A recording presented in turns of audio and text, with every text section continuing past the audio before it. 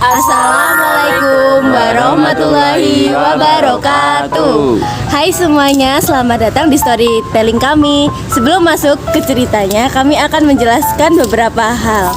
Mencakup kegiatan B5 yang pertama gaya hidup berkelanjutan dan kearifan lokal. Dan di kegiatan ini mempunyai beberapa topik.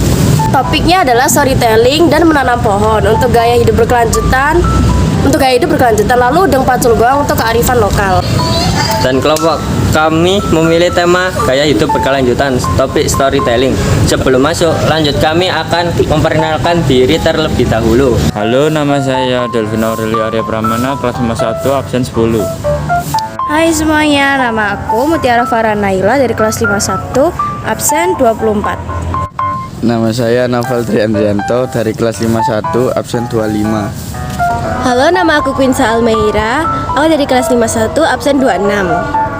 Halo, perkenalkan nama saya Rohmat dari kelas 51, nomor absen 20. Kali ini kami akan menjelaskan apa itu gaya hidup berkelanjutan serta tujuannya. Bentar, gaya hidup berkelanjutan itu apa? Jelasin dong. Jadi gaya hidup berkelanjutan adalah menjalankan hidup penuh kesadaran dan berpikir secara panjang, karena menyadari jika hampir semua hal yang kita lakukan akan mempunyai dampak pada lingkungan dan orang di sekitar. Dan tujuan dari gaya hidup berkelanjutan itu: 1. Sadar untuk bijak dalam menggunakan sumber daya alam. 2. Cermat ketika membeli barang atau jasa. Barang atau jasa tidak hanya dilihat dari segi fungsinya, tetapi juga melihat sebagai siklus kehidupan barang tersebut atau dampak yang dapat ditimbulkan dari suatu layanan terhadap lingkungan, dan banyak lagi. Dan sekarang aku akan menjelaskan apa itu 6R dan apa saja solusinya.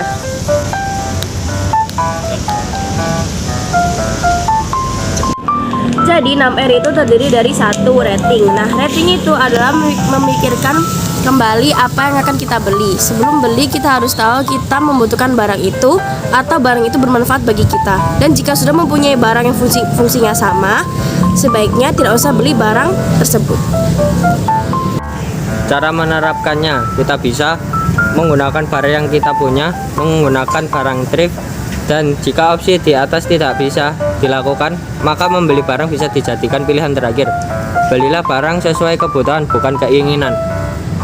2. Refuse. Konsep menolak ini adalah sebuah bentuk ketegasan dalam membeli atau menerima barang-barang tertentu. Misalnya saja ketika berbelanja barang yang sebetulnya sedikit, kamu bisa menolak untuk tidak menggunakan kantong plastik. Cara menerapkannya: 1. Misal kita tidak membeli air mineral kemasan, akan lebih baik jika kita menggunakan botol minum sendiri.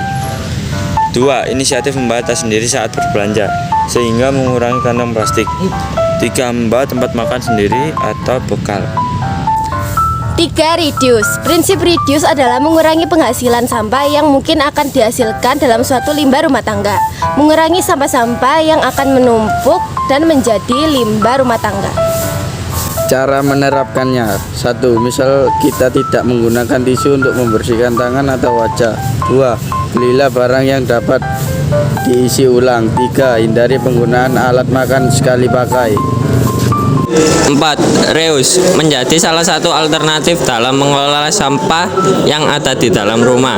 Misalnya kamu melihat ada barang-barang yang masih mempunyai manfaat lain, kamu bisa menggunakan barang tersebut untuk digunakan kembali agar tidak menjadi sampah. Cara menerapkannya: 1. Menggunakan kembali kantong belanja. 2. Menggunakan kembali botol plastik bekas. 3. Memanfaatkan kembali baju yang sudah tidak terpakai. Mengompos biasanya dilakukan ketika ada sampah-sampah organik yang dihasilkan di rumah. Biasanya sampah bekas makanan dan bahan memasak lainnya. Namun ternyata kamu bisa memanfaatkannya kembali dengan cara mengompos, dan hal tersebut salah satu cara yang bisa mengurangi penghasilan emisi gas yang mengancam bumi. Kurang ya, kecepatan ya. Ulang.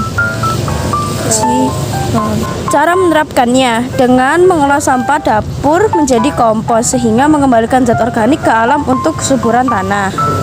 6. Yaitu recycle adalah langkah terakhir yang bisa dilakukan bila mana beberapa produk tidak bisa kita manfaatkan oleh diri kita sendiri. Benda-benda yang sudah dipilah berdasarkan jenis-jenisnya bisa dikirimkan kepada pengelola yang menerimanya. Cara menerapkannya: 1. Tote bag dari kain bekas. 2. Botol plastik menjadi pot tanaman.